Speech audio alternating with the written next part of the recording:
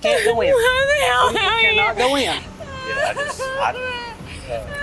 This woman sobbing and wiggling around on the ground is cold-blooded murderer Cheryl Coe, moments after killing her husband, as she truly believes that she can con police into thinking that she's a mourning victim. All I could think of was, somebody's come in the house again. So you grabbed your gun, and then what? I shot twice. You're supposed to grow old again. What she doesn't know, however, is that she has left a number of devastating clues in her wake as officers put an end to her crimes once and for all. She scared her, so she grabbed the gun and shot. And it doesn't explain anything. It makes no sense to me. But we were there, we saw the crime scene. What you're saying, it doesn't make sense. It doesn't add up. On June 23, 2021, police in Georgia raced to a quaint family home where they had received a panic 911 call reporting an accidental shooting. Through hysterical tears, 51-year-old Cheryl Coe explained that her husband Luke Coe had been shot. When police arrive, they discover a scene that paints a picture of something far, far from accidental. Despite the theatrics of Cheryl, there is one thing and one thing only they need to focus on: trying to keep Luke alive until medics arrive. Sheriff's office! Sheriff's office!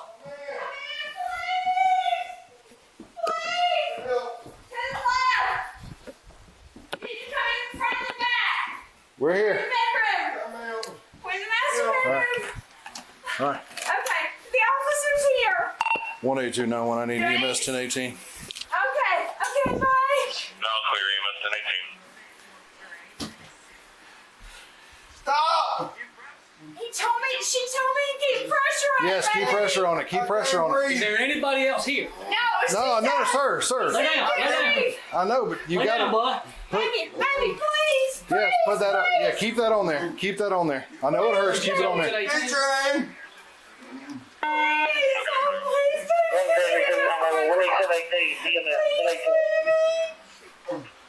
All right, so you got to quit moving, okay? Clear on their arrival. Hey, buddy. Hey. We ain't got no tape now. Here, ma'am, come out here. Okay, listen. If you can't do me a favor, if you just have a seat right here for the have a seat.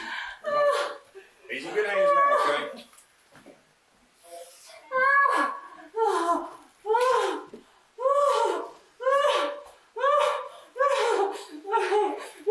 I think it's me best to get. You want to get her out here?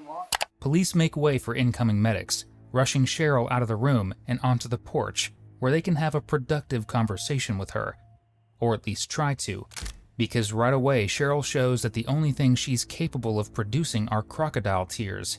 Police on the scene later noted that despite the screams, they did not see a single tear on Cheryl's face. And while everyone grieves differently, well, not everyone grieves quite like Cheryl.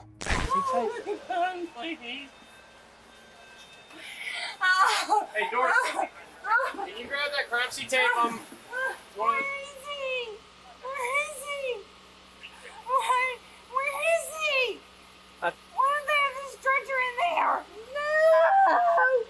Get him out of here! Oh, God! Tragically, inside, medics have realized there is nothing they can do to save Luke. As a result, there in the bedroom, he took his final breaths. Luke was a dedicated father and worker. After serving in the Army, he opened his own business, which he tended to with as much care as he tended to everything else in his life. He was just 48 years old. Meanwhile, on the lawn, 51-year-old Cheryl is in need of medical attention. Medics approach her to get a blood pressure reading, which goes about as smoothly as you'd expect. Why are they all here? I'm here with you. Hold on. Hey. Come in with me. No, we can't go in. We can't go in. Why We cannot go in.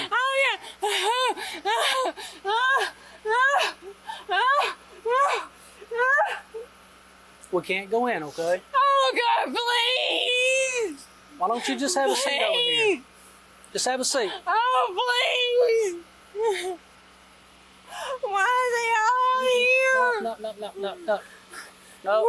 Why are they all here? Where is he? You want a chair? Where is he? What? Where is he? You want a chair? No, I just just want to know what's going on with my husband. I think you already know what's going on. No, I don't.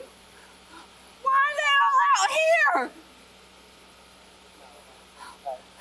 Oh my God.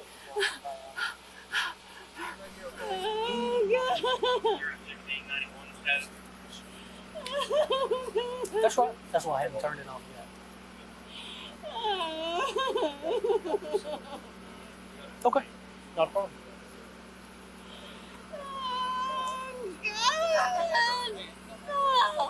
You got it.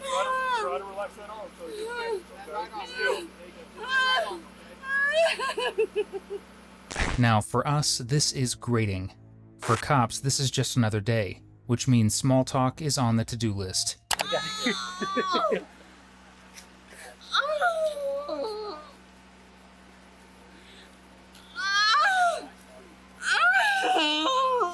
So how are you liking the 12-12? The hours are great. Yeah, I like it. And ain't out all night long. Come on, stand up.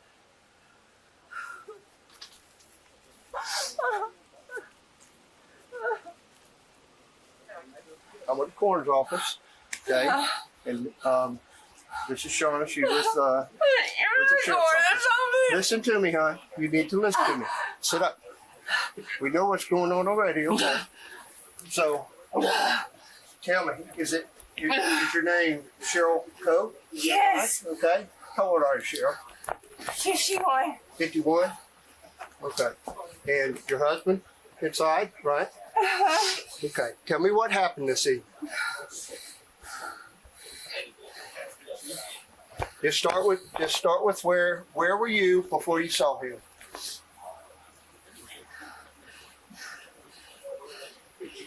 I came home from work. About what time? It was like 5:30, something like that, because I had to go make some stops in Noonan. Uh-huh. He was out in the shop. His son was here. We were going to talk tonight. But he stayed out in the What were y'all shop. disagreeing about? We were disagreeing about something yesterday that had occurred, that has occurred before. What? With somebody else? Somebody else involved?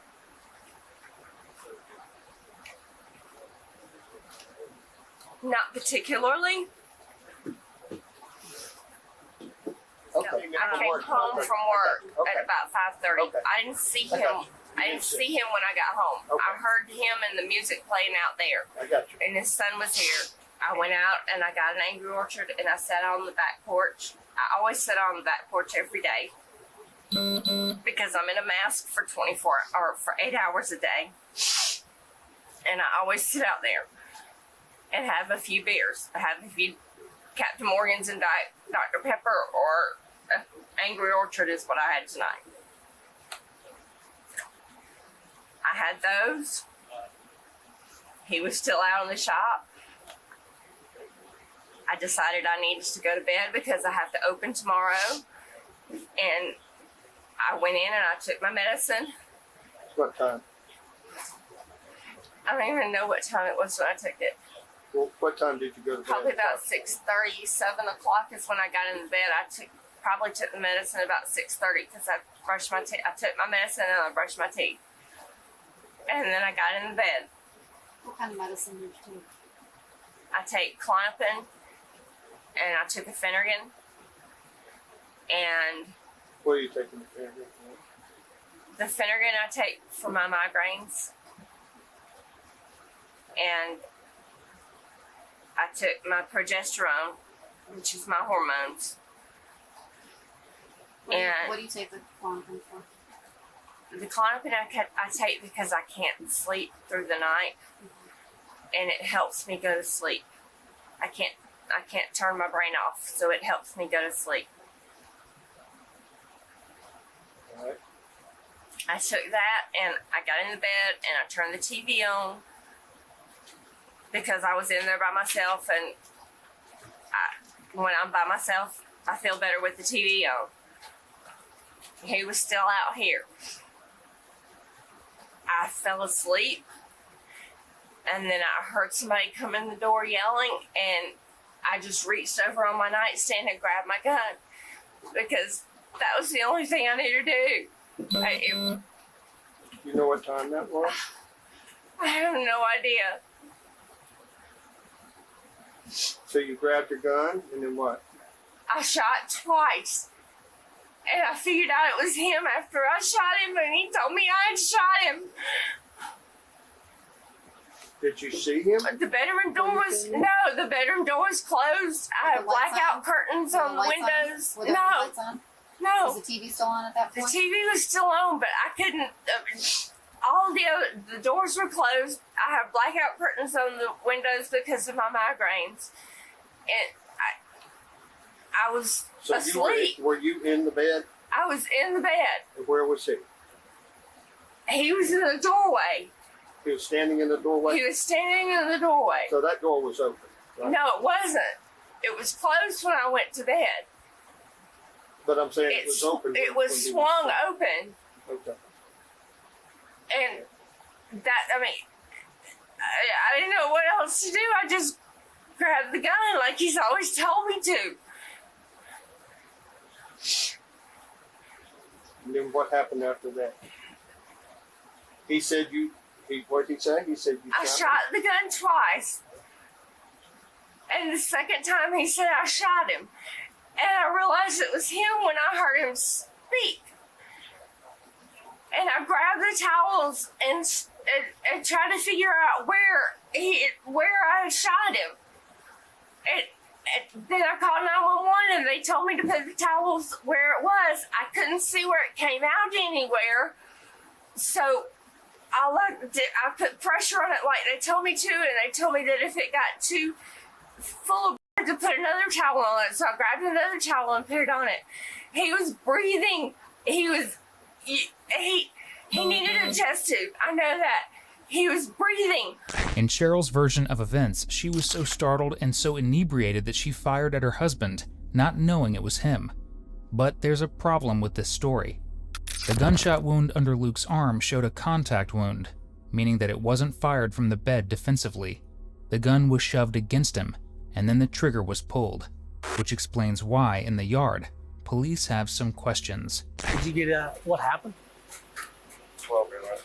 So she had about 5 or 6 beers on the back porch. He's big off the shop. She had taken a medicine to lay it down. He came in yelling about something, and she scared her, so she grabbed it down and shot. That doesn't explain why he's new, and it doesn't explain anything. It makes no sense to me.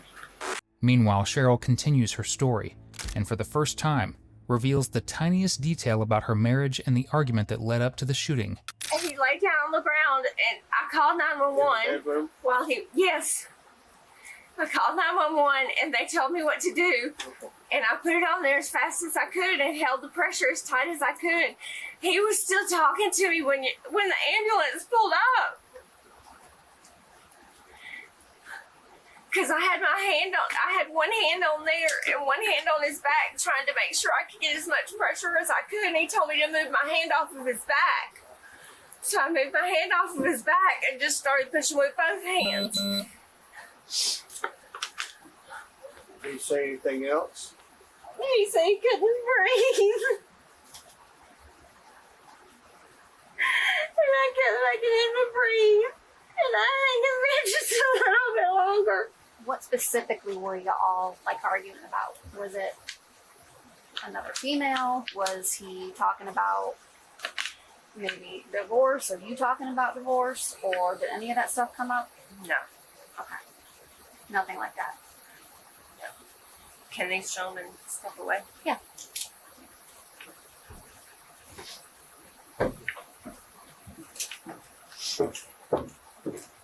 And this is just stuff that we need to gather for this. Okay. We live an alternative lifestyle where where with other couples, other individuals. Since I started menopause last summer or summer before last, and we finally got my hormones and everything straight, he suggested that we go into an open marriage. When was this, roughly?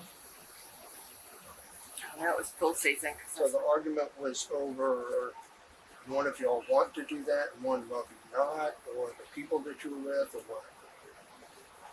No, Monday I decided that since we went into an open marriage, not the lifestyle, but an open marriage, where he would see other people, I would see other people. Monday we got into an argument about it, and I said, let's just don't do this anymore. Ever since we started the open marriage, it's been an issue. And everything was okay Monday night. He sent a message to the women that he was talking to, the friends of ours that he was talking to, and told them that we decided that that wasn't a good idea. And then he, on Tuesday morning, we talked about it some more, and we decided we would try it again. So I sent a message to the two women that he had sent a message to, apologizing to them and telling them that it was just me overreacting and that everything was okay. And then later that day, I got a message from a friend of mine that he was interested in, telling me that he had texted her and told her about mine and her conversation the day before, because I sent her a message and told her it had absolutely nothing to do with her. It was about us and where we needed to be and us getting where we needed to be. That was Tuesday afternoon? That was Tuesday afternoon, and because of what I do, I try to keep everything extremely private. And he has misspoken numerous times about the life that we live to people that he doesn't need to talk to about it. Who's specific? I don't even know their names.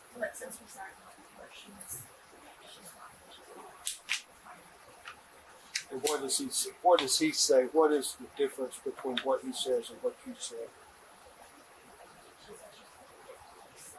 He tells people that we're in an, or that he's in an open lifestyle, and then he tries to introduce me to the people. So it's like, it's obvious that I am too, and I don't want that out there. I got you. And we've had issues with it before, and with him going back and saying things about conversations that I've kept that I thought were private conversations with him, and saying something to the person that was involved in the conversation. And he was supposed to be working on it. Cheryl has just said more lies than we can count, so we'll tell you what's true that she said. 1. She and Luke were in an open relationship. 2. She shot Luke. Evidently, in the weeks leading up to Luke's murder, things were spiraling out of control with their open relationship. Here is Luke's son explaining what he knew about his parents' fight. The long story short, and I don't know the other people, but long story short, Cheryl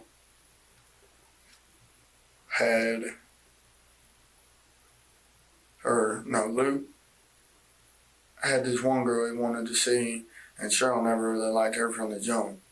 She was always kind of like, that's a no-go.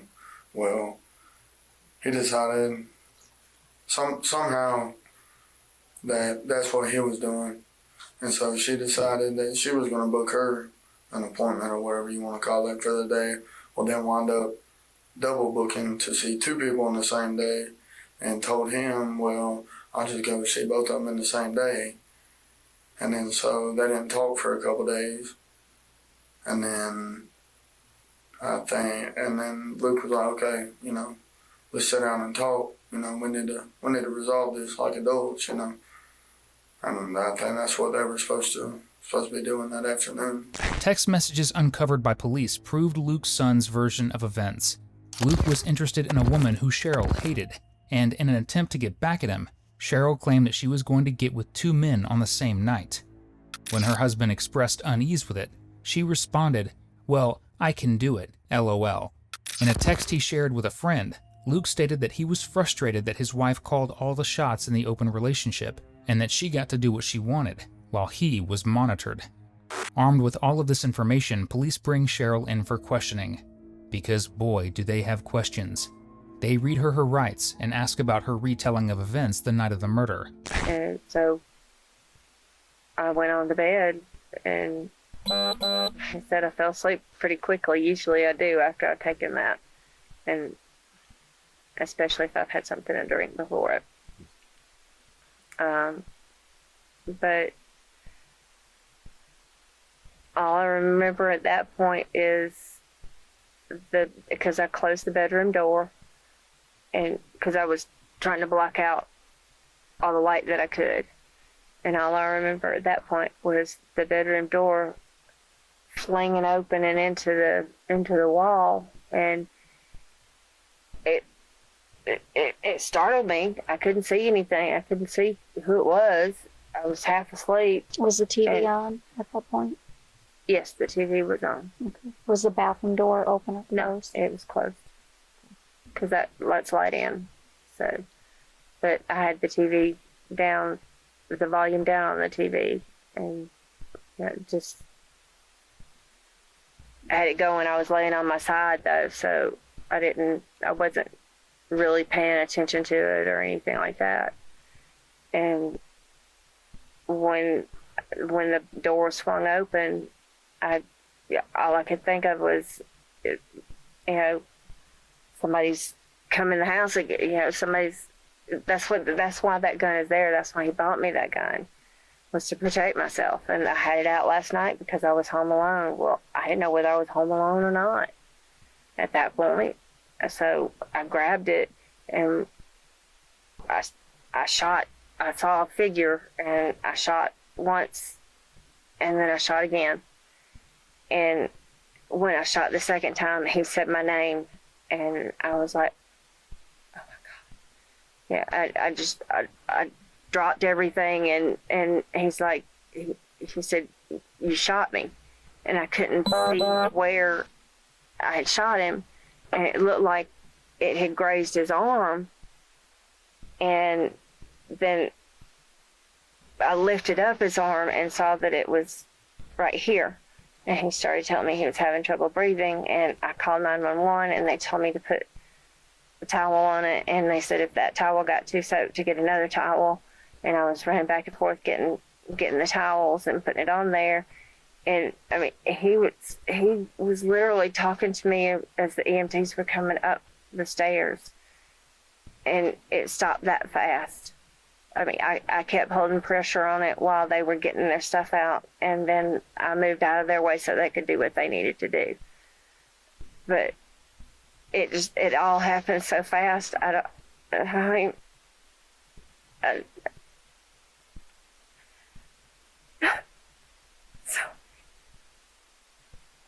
know when I spoke to you earlier, you said that you were laying down. You had put the gun on the nightstand because you were home alone. And you said that he or someone came in the door, swung the door open, and then you stated that they were yelling or screaming or saying something. Do you remember that? I didn't know it was him until he yelled that I had hit him. He wasn't really, I mean, he just slammed the door open. I heard thunderous footsteps and then the bedroom door slam open.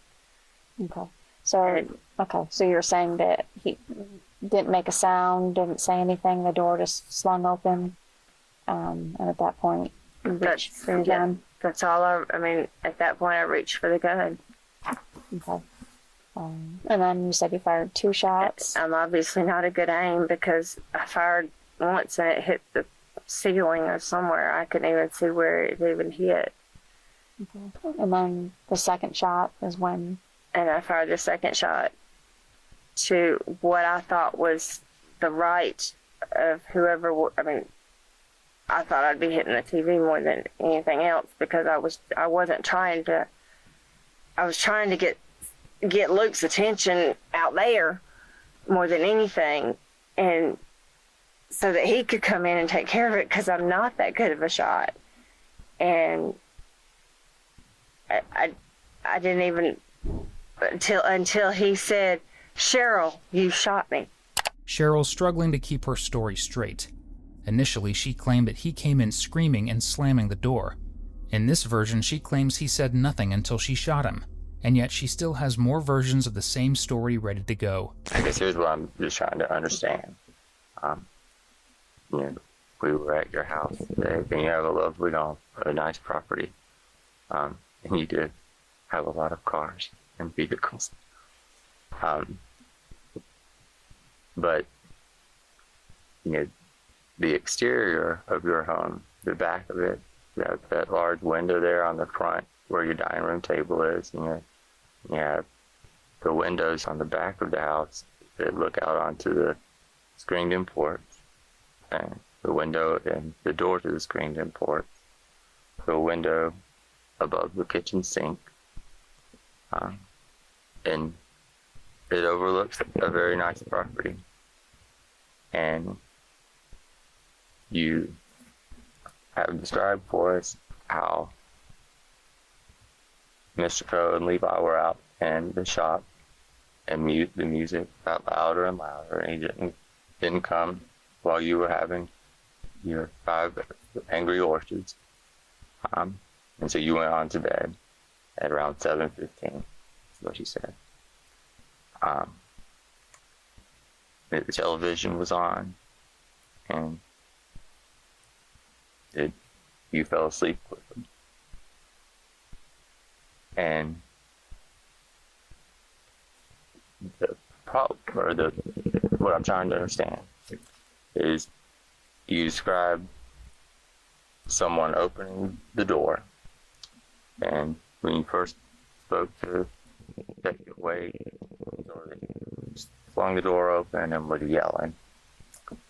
And so you got that beautiful home with all of those windows, and it's still light outside. And so even if you had blackout curtains in your bedroom, the light from all of those windows would have shone through your bedroom window. So then that, coupled with the television being there, a person would recognize that their husband of 4 years and their partner of 6, especially if they're speaking, yelling, angry. And earlier you said you fired these 2 shots at this figure, hoping that he would hear you, and come help you in the home. But you've also taught me to defend myself. Yes, ma'am, but you said that you fired these shots so that he could hear you out in the shop where he was playing music so loud. And you just described going into the bedroom to a place where you didn't hear the music anymore.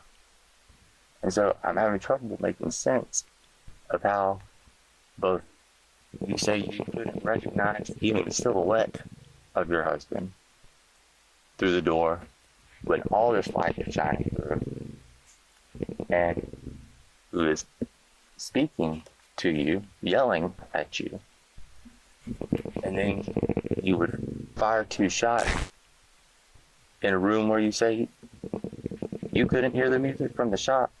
Why would he be able to hear gunshots from inside that room? So help me understand that. Well, I mean, we've had people be able to hear our gunshots down the road when we were practicing. So, I mean, I really, honestly, I was not, wasn't thinking it through. I'd had too much to drink.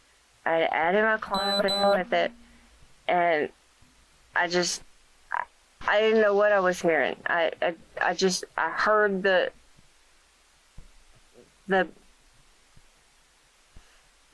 door slam open, and I couldn't. I was asleep. I couldn't focus on anything. All I knew was my gun was right here.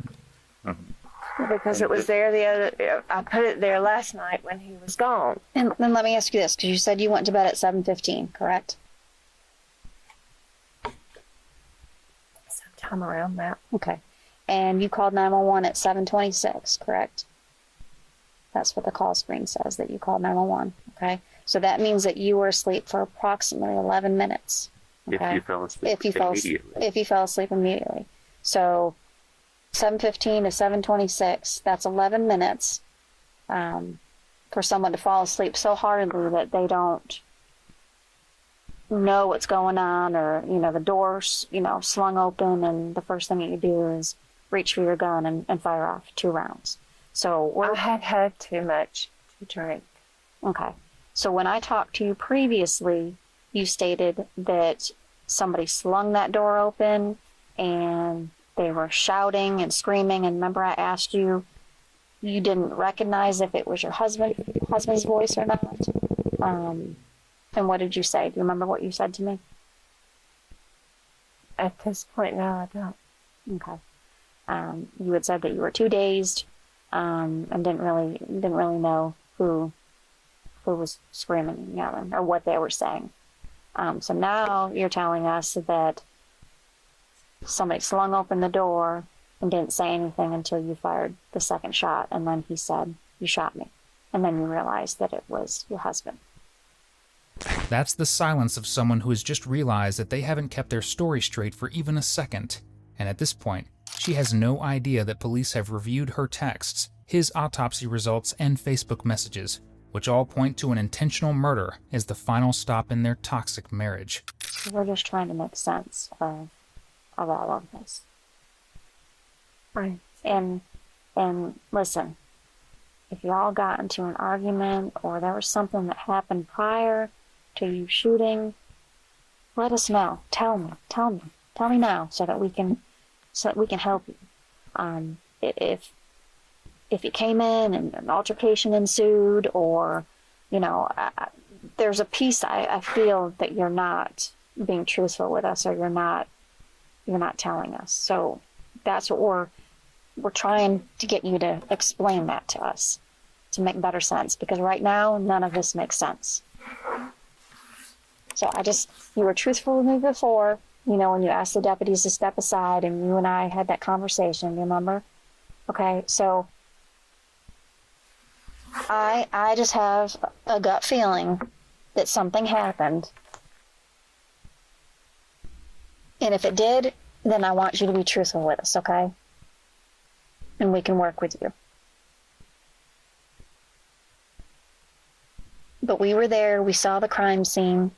What you're saying, it doesn't make sense. It doesn't add up. So just tell us. So I'm just asking you to be honest. I've been, honest with you all night. I've been compassionate towards you. And I'm just asking that in return, that you give us that respect.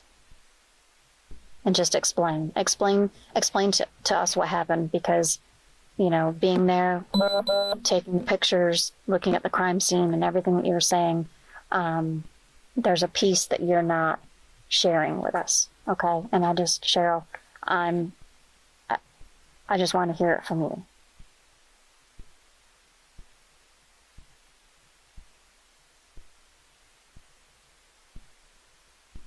He came in and he slammed the door open and he was yelling at me. Okay, when you say who's who? Luke. Okay. He was yelling and throwing things and grabbed a hold of me and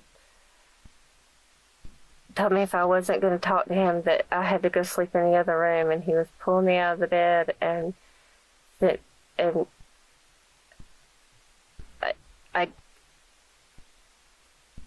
I grabbed the gun from the side of the bed and I fired it at the ceiling.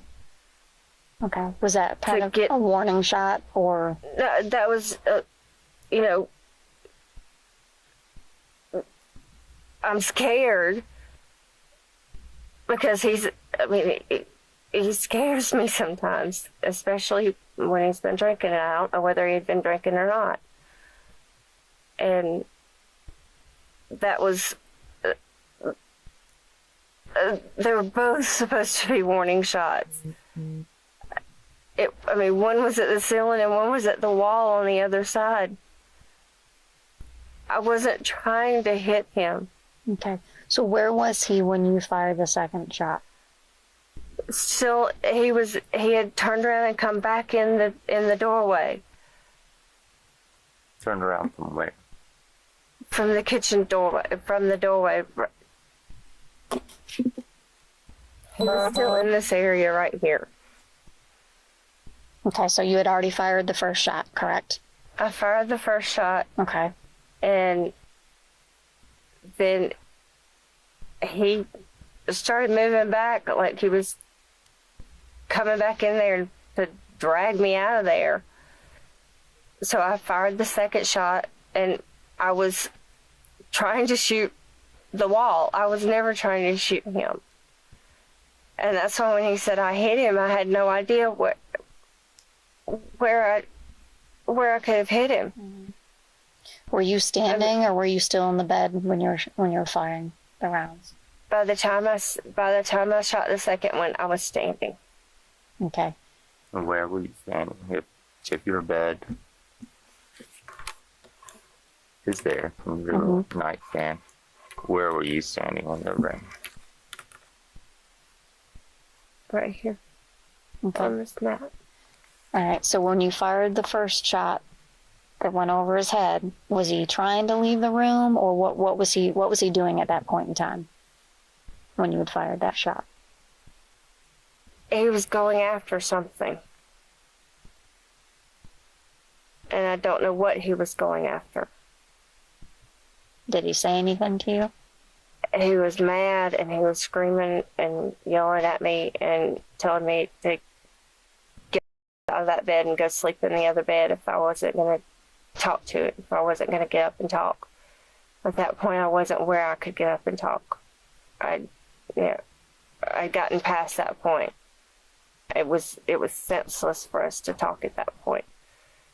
And I was feeling nauseous. That's why I took the Phenergan on top of the Klonopin. And I just wanted to be left alone. And he wasn't having it. And he was dragging me out of the bed. Okay. So the gun was on the nightstand, correct? When he was in the room? Yes. Okay. Cheryl was arrested for the murder of her husband, Luther Luke Coe III. And though you'd think that her actions would hit her hard, when police spoke with her, she only had one concern. Do you have any questions for me? Anything I can do for you? No, I was told I wasn't going to get my phone back, so. I can't return the phone until after everything's completely over with, because it's considered a piece of evidence. Same thing with Luke's phone. Yet across town, while Cheryl groaned about not having her phone, a family was living in agony. Here is Luke's sister, displaying the gravity of this loss and the desperate need for justice. There's only twice in my life, Jason. Twice in his life that I haven't been able to help him. One, when he was in the desert in California on maneuvers when he got burned. And two is out there. Any other time in my life, I have had my brother's back on whatever. I've been suspended from school. I know it don't matter now, but I know a lot of things about my brother. Luke's death devastated an entire community, and those affected were eager to go to trial and see Cheryl face the consequences of her actions.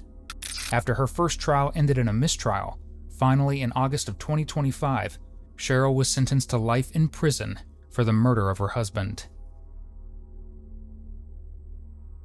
If you enjoyed today's video, be sure to subscribe to our channel. 80% of everyone watching isn't, and your support would help us more than you realize.